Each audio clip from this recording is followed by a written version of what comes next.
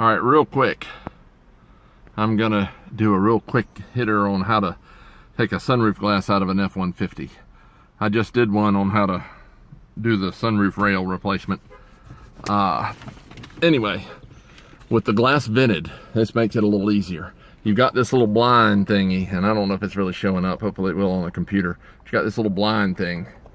All right, you just reach your finger back in here, and let me tell you, if it's really sunny outside, these things can be hot, so just be aware. You want to get your finger right up here at the top and just pull it out. It's just popped into the sunroof glass itself. And then to get the screws out, you're gonna grab it down here at the bottom and pull this loose.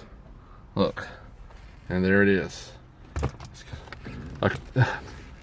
On some of these Fords, they call them a concertina blind. Some of them, they just call them a shield. And most people just call them the little accordion thingy.